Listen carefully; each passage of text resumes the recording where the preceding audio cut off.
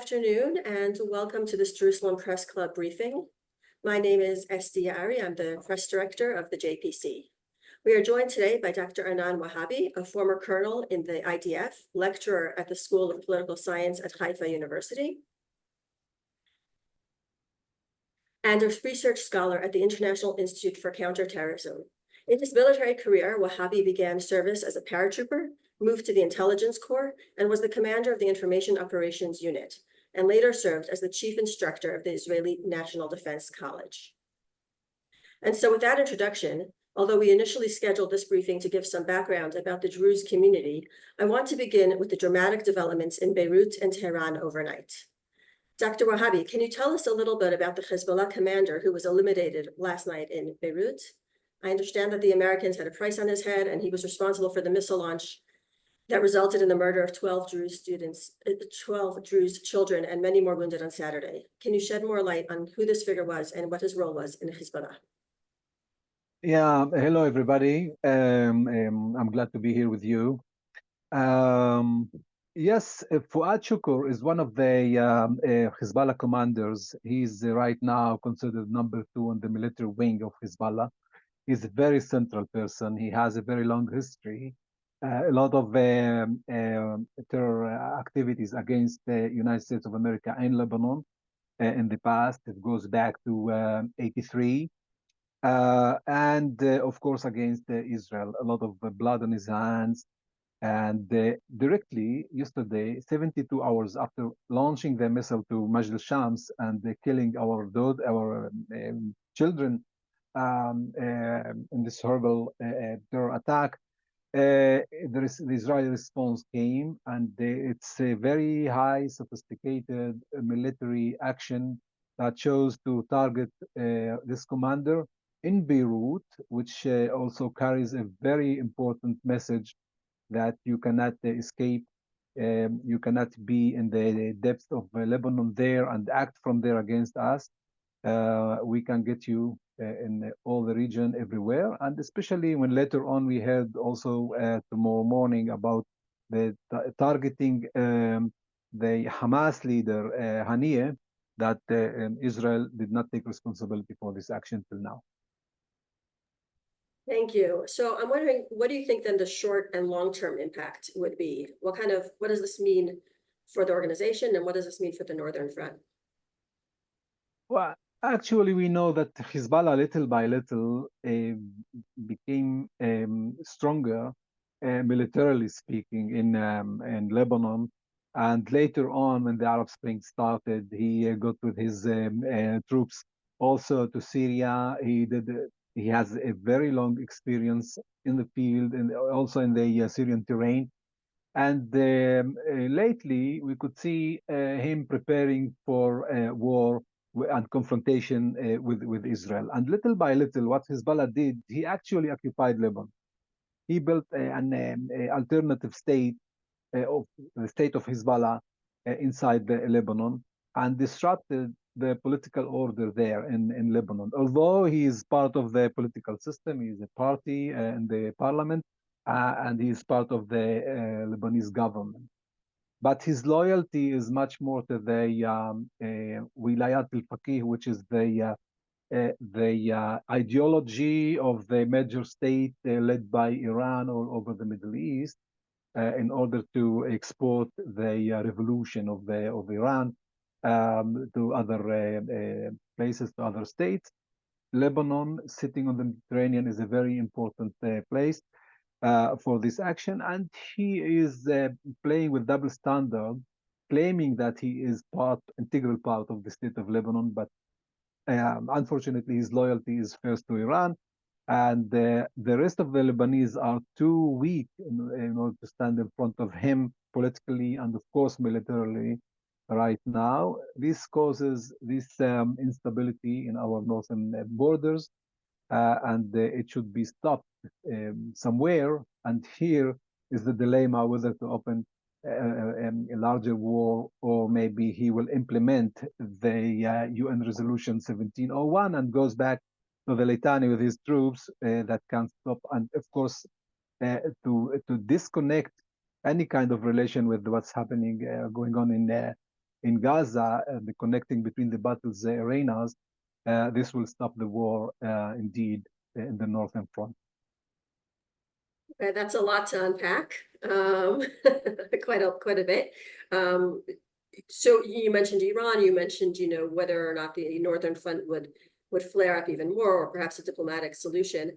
We see Iran's actions all over the place. So I'm wondering if you think that there will be a reaction specifically from Iran, or whether which course of action now that you mentioned just now you think is the most likely scenario.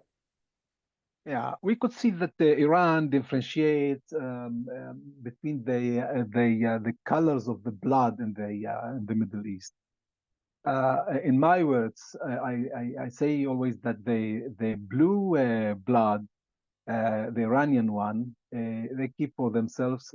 They first of all push all the other militias, and the first were to be pushed in front of Israel is what happened actually in the war from Gaza.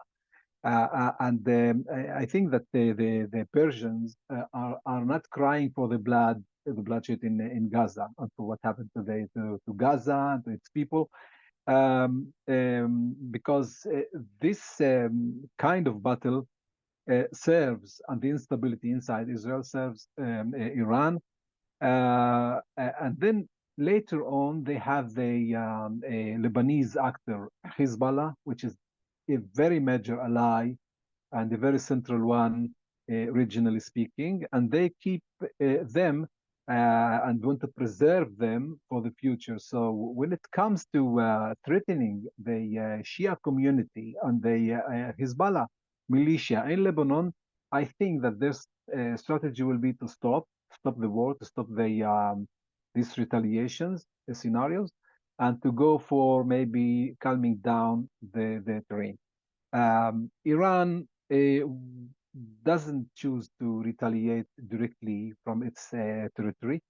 She knows that it will be subjected maybe to Israeli direct retaliation, or maybe an American response of the new administration that we'll see later on. And it's vague right now. Everybody is trying to understand how the election in the US will make some change maybe here if Trump will retain, or whether Kamala Harris and the Democratic administration will take over, will continue to be in the White House, and this will influence very much the Iranian doctrine in the Middle East. But Iran will not respond directly to any aggression of Israel to its allies in the other terrains. Okay, I guess time will tell, and we'll see. I want to switch our focus just a little bit briefly to talk about the IDF operation. How difficult is such an IDF operation like this, for them? And in the past, the IDF has not always taken responsibility for these kinds of hits. And I'm wondering why you think they did so now. I'm talking about Beirut at the moment. Yeah. So we know that Israel keeps all the way to be superior in intelligence, and of course in the military special actions, and in particular the Air Force, in a way that it can target and surprise the leaders of the militias, of the terror leaders everywhere. And this needs very high sophisticated intelligence that Israel has. And in this case, we can't say much about that, but Israel uses AI, which is the new stage and the new era of intelligence, in order to target the specific leaders that she wants to put its hand on. And I think that this was the case. And in particular, this man, I've talked about him and his history. He is right now the right target for IDF, and this can carry the better message to Hezbollah right now in order to stop. This carries another message to Hezbollah that the other leaders are there, and we are here, we can get them. including Nasrallah himself, that Israel did not choose to attack and to target till now because there was a political maybe decision not to do that. That keeping Nasrallah is better to Israel than any other choice. And here's a big debate and maybe a lot of questions in any of us his mind why Nasrallah is better than others. For Israel, maybe he is the man that can calm down the situation just as he decided to join and to connect between the battles arenas. Thank you. Yeah, so many things to different approaches and different things to think about. There's some news this weekend or out last weekend about a new weapon from Iran that Hezbollah has received, an EMP bomb. I'm wondering if you think that's credible and if you think that in general is the IRGC telling the truth about kind of the weaponry they're providing. One of the journalists is asking here about this and what that would, if that would be any kind of game-changing weapon for them. Well, we were shocked to see this missile. This is terrorist missile, I would say, murdering 12 of our children in Majd al-Shams, and also injuring 17 more children that we also should remind. Here, yesterday, I've been there to Majd al-Shams. I could see our community. They are great believers. They believe in peace. They are not asking as a community for retaliation against Lebanon. They are calling for calming down the situation. But I can imagine that hearing the news coming from Beirut, the targeted killing of the Hezbollah commander, made a lot of them feel better that this response is also the response of the children that have been killed there. And this maybe can make some justice here in this case, that the children in a play yard that want to live their normal life must be out of any round of action of militaries, and of course not terror militia like Hezbollah. So formally, there are no announcements from the community and the leaders of the Druze community, even in Israel and elsewhere. They are part of Lebanon. They are part of the Druze in Israel, which are a small minority of 1.5% only in the state of Israel, but with a very loud voice of political awareness, and the DNA of the political DNA is very historic when it comes to the Druze. We also in the Golan Heights, as well as in Syria and Lebanon, here in Israel, and small minority in Jordan, we are considered a transnational Druze sect that lives in communities in the several nation states. But all of them were carrying their eyes, as well as a lot of other communities, non-Druze communities, to what happened in Majd al-Shams. It was very shocking, really, and we want to hope that it will not be seen again, such a very hard terror attack. Yes, thank you. And I do want to talk a little bit more about the Druze community, because it is unique and it's not very well understood. And this week, the community was thrust into the headlines due to these terrible circumstances. You mentioned that, it's a transnational community with ties in various different countries, and that they have different views. And I'm wondering if you can talk a little bit about both the history of the Druze here in the region, and also when you say that there has not been one official statement, but we've seen statements coming out from different communities of the Druze, and what does that kind of mean? Well, we should say first that the history of the Druze religion or faith goes back to 1,000 years to Cairo. We first we grew in Cairo. We were it was among the rulership in level in Cairo, in Egypt, in the Fatimite state. those days. We came out of the Islamism, out of the Ismaili Shia, actually, in the Fatimid society and state.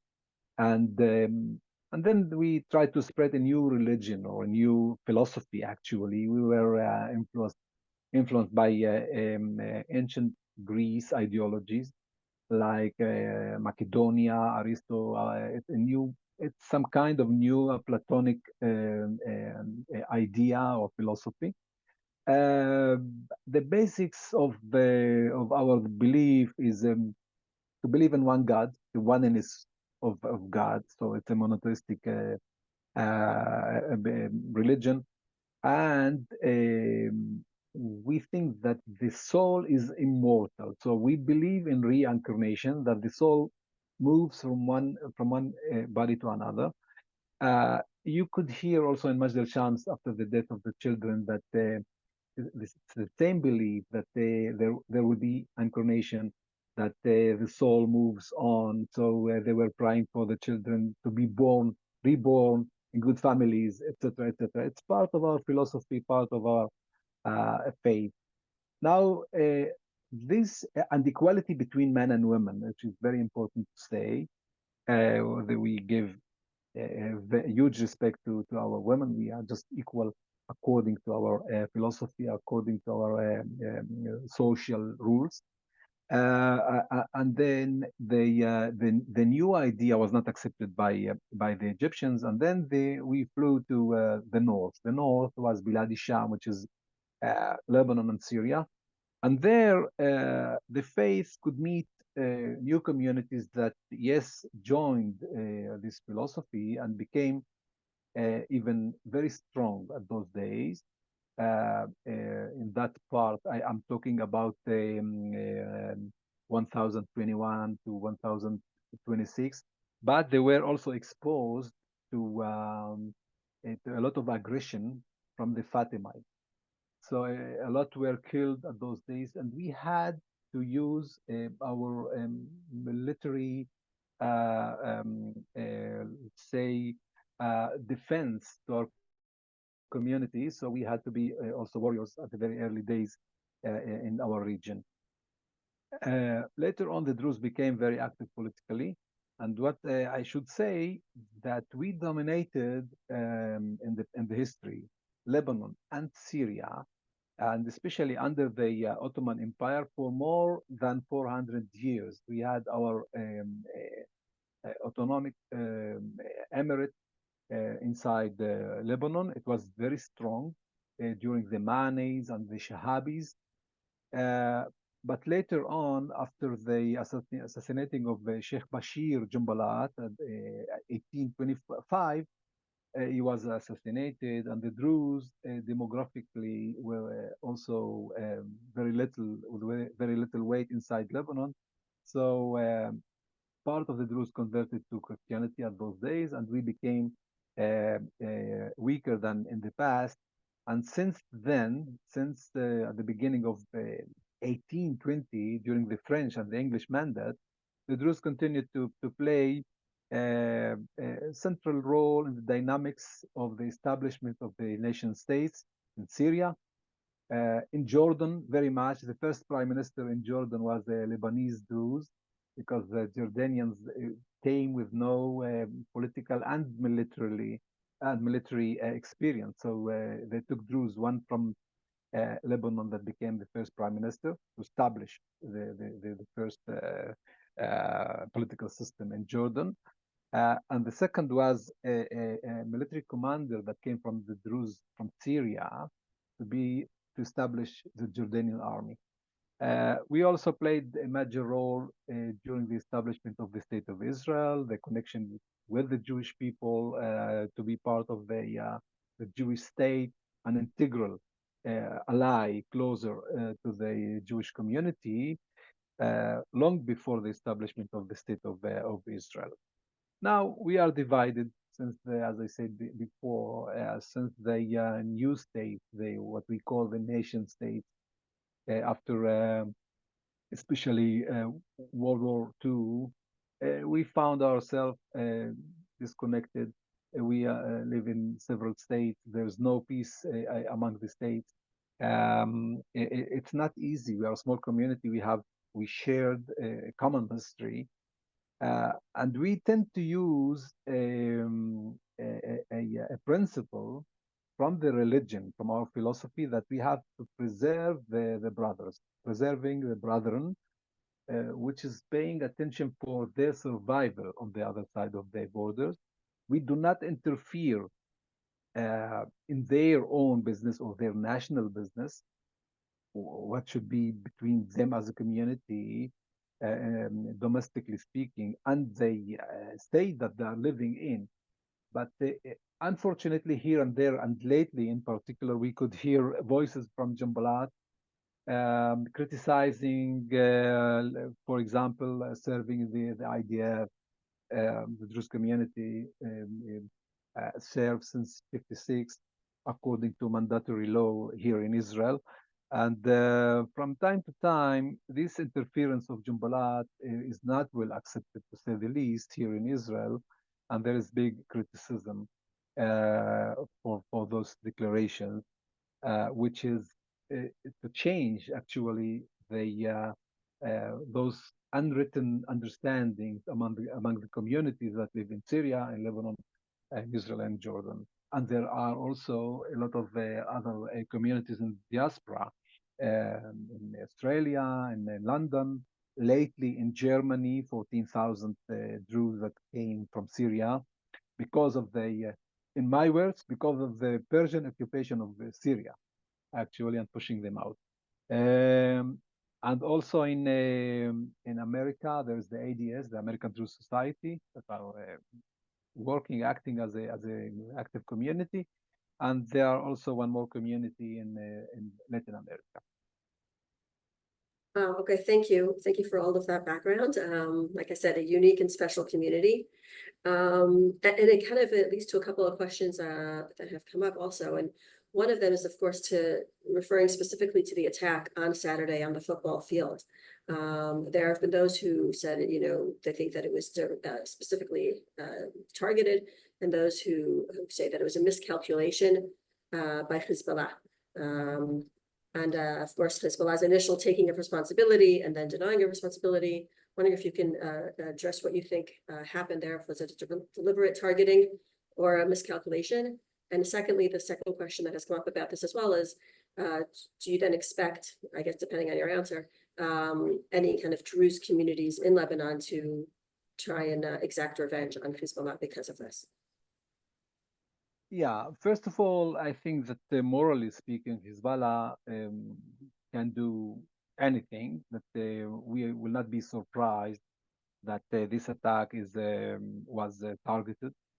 I think that whether if it's a targeting for the specific place or it's a mass calculation anywhere, it's a very bad news for this militia. To use Shuba, Farshuba area in South Lebanon and to launch this missile to the Golan Heights, that they claim that this part is a occupied Syrian territory. It's actually an acknowledgement that it's an Israeli territory in their eyes. Otherwise, they would never attack it. So I think that there's a lack of morality in this choice, and I think that they choose to target this specific place, knowing that there might be activity, maybe knowing that it might be activity of IDF soldiers. I don't know. Time to tell what they thought. But anyway, we don't buy the story that they rushed to tell that it was anti-missile Israeli activity that fall there, and denying actually what happened, that this missile is an Iranian one that was launched from Lebanese territory to the Golan territory in Israel. This is the facts, and we know the facts from the IDF that we trust, of course, much more. and we trust the IDF declarations because the IDF takes responsibility for each declaration and its word. We always tell in Israel the truth, the accurate facts. Maybe we do not tell all the truth, but whatever is said by the spokesperson of the IDF is true, and the facts are very clear that this missile is Iranian. And anyway, we would expect Hezbollah to say anything about that, about our loss, to be sorry for that, to say something. They are silent, and this maybe tells the story. Thank you very much. This actually brings us to the end of our time here today. And I want to thank you very much for joining us today, Dr. Wahabi, on what I know is a very busy news day and week, and a very also difficult time for your community. And so I want to particularly thank you, and of course offer our condolences to the families and the community who were struck on Saturday. Thank you very much. I would also expect the UEFA to do something about that, because the children were playing football and they are innocent and young children, that maybe UEFA should do something about that, maybe some activity, educational activity all over the world that might carry a message that children should be out of any military circle everywhere. Yes, thank you. Sounds like a good idea. Thank you. Thank you. And I want to thank you all for joining us again on what is a very busy day. An additional briefing with former NSA Yaakov Amidror on the fast-moving and dramatic security developments will take place today at 2 p.m. today. So thank you all very much, and we'll see you then. Have a good day.